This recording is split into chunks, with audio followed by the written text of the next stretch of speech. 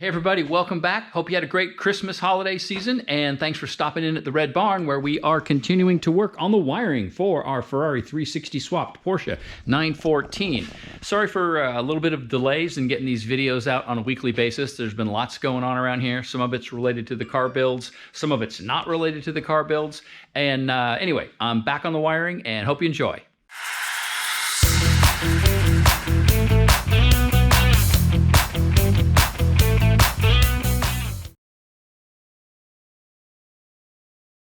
So partway through pinning this first bulkhead connector, I opted to, this is the one that's going to get the main power feeds, but I'm going to run those later. So I'm running all 8 ignition wires and all 8 injector wires on this side, as well as the 4 drive-by wire leads.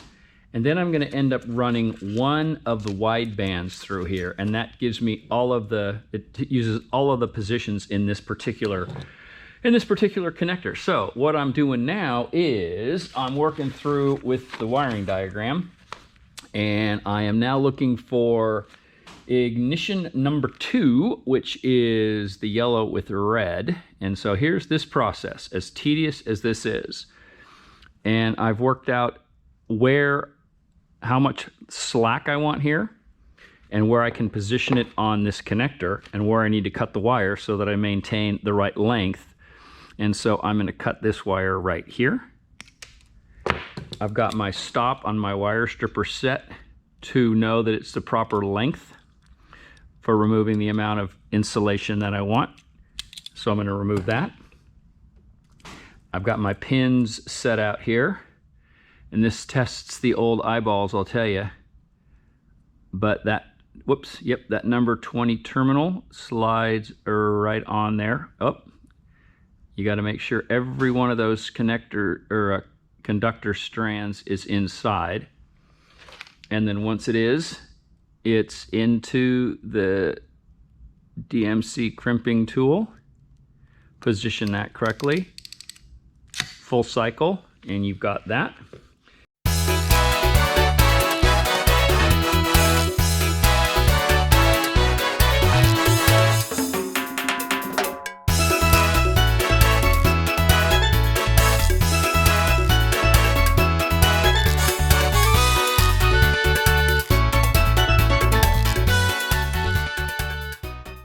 All right, and there is one, well, minus the big power wires, but there is one pinned connector with ignition, injection, and one of the O2, one of the wideband, yeah, the O2 sensors, one of the wideband sensors in there. So I just have the big power connectors left to do, and this will be all done. And then what you're seeing here is, this is my mock-up of the firewall. This is where the firewall comes down and the inner firewall comes down to here. So you can see that by the time I boot that with a 90 degree boot, that's going to tuck right down against the firewall, and then under the seat and up to where the ECU sits, which is boop, right there.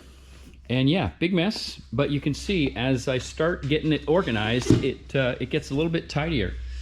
And then I've just got it secured. I'm just starting to group these bundles with what's called Kapton tape.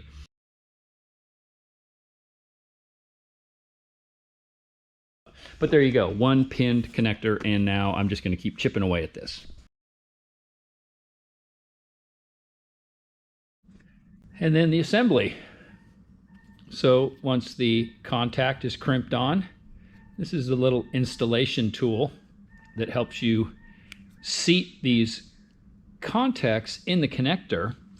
And so it's a matter of working out where you want it, and then feeding it into the appropriate opening in the connector, and then using this tool to push it all the way in until it's inserted, and then you pull the tool out and check gently that it's seated.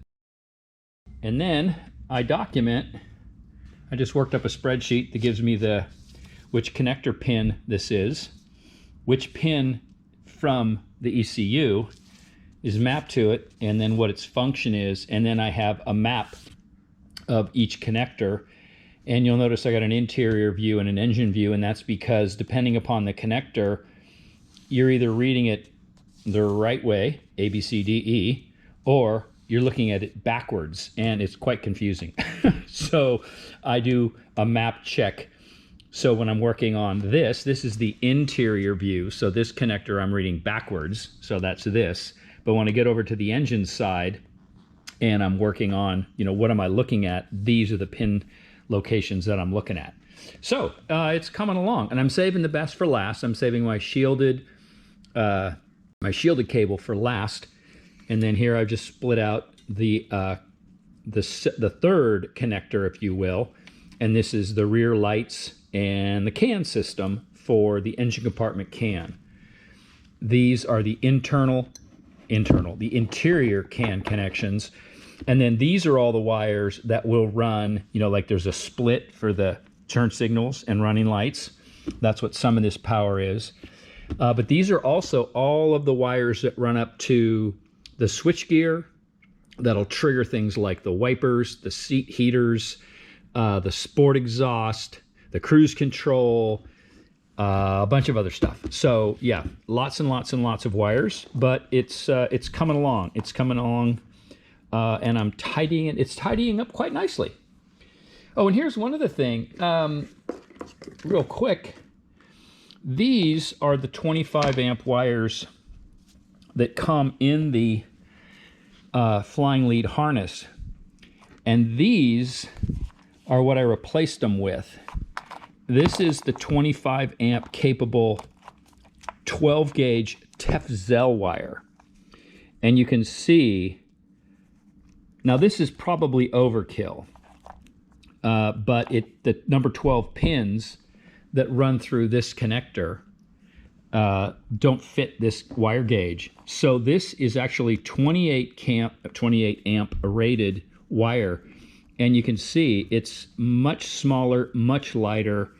It's a bit more flexible, and it will work just great and save me some time, or excuse me, save me some room in the harness. So I'm just going to keep chipping away at this. Okay, it's going to be a couple milestones in a row here, and here's one of them. Those are all the bulkhead connectors wired and pinned and just temporarily secured to hold some shape. This one obviously isn't going to get clamped in. And yeah, they were out of black back shells for this size 12 connector body. And so I went ahead and cheaped out and got a silver one. When that's booted, you're not going to see anything but that little silver ring. I don't know if I can live with that or not. We'll see. But these are just temporarily held in place to make sure that everything's going to fit in the car and the seat's going to clear and all that good stuff. And then once that's done, I'll use some Kapton tape and get them all locked in place. And this Kapton tape is super thin. It's also heat resistant. It won't melt.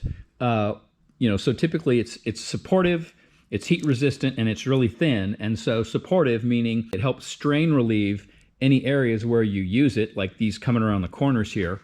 And when the boot's put on there, the heat resistance means when I heat shrink that boot down onto it, this tape will hold up.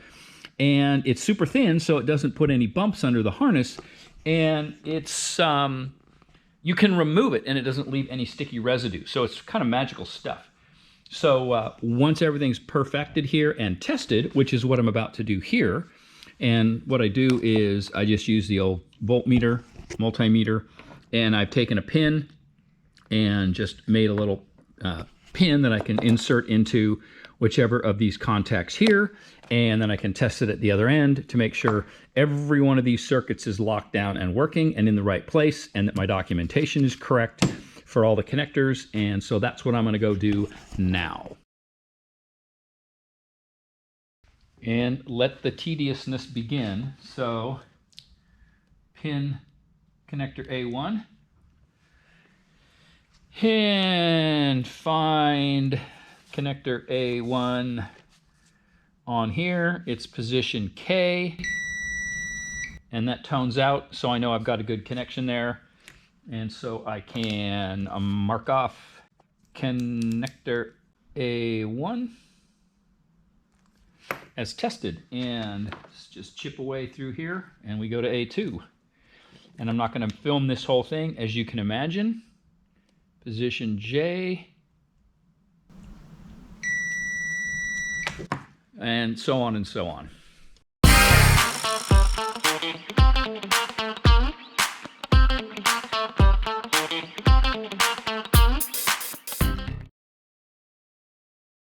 All right, time to get the bulkhead connectors mounted to the firewall.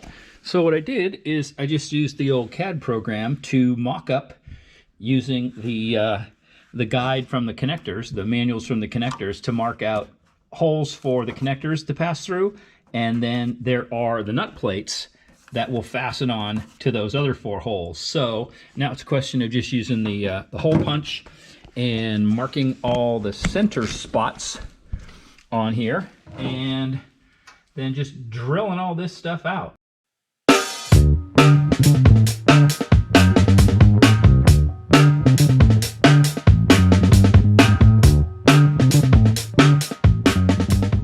And a little while later, with some step drills and a little bit of clearancing, because the step drills aren't the exact right size, I've got the holes for the bulkhead connectors and their mounting screws. So on to the next step. Okay, the acid test is, does the seat clear? And do I need to change anything? But here I just got the stock seat in, and what I'm going to do now, if I can do this all at once, is I'm going to run it all the way back into the stop. And you can see it's contacting this, and this doesn't have any upholstery on it. And can you see, let me get the light. And you can see, got like an inch of clearance.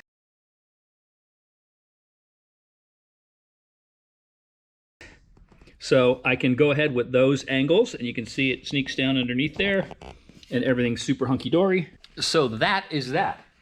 Now to start working on the other side, because I know exactly where to take you around here.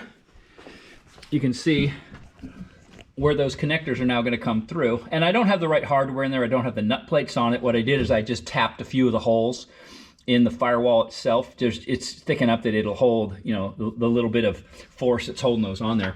And yep, I'll have a heat shield on top of that header right there, just to keep as much heat away from the wires as possible. But then, you know, everything's gonna, those 2 are the engine. Those will go that way. And then that one is the rear can and lights, and that's just gonna come out and head over that way and then run to the back of the car and take care of the taillights and all that stuff. So that's a major accomplishment, just getting those bulkhead connectors fit like that. So happy with that. And just as I keep saying, we'll just keep chipping away at this. But I'm not going to film that chipping away. I'm just going to keep chipping away. So until next time, thanks for watching. I hope you all are enjoying what you're seeing. I know this wiring stuff's taking a little bit longer than we all hoped. It's taking a lot longer than I thought it would take. But again, hope you enjoy it, and thanks for watching. Everybody take care. We'll talk to you all again real soon. Bye-bye.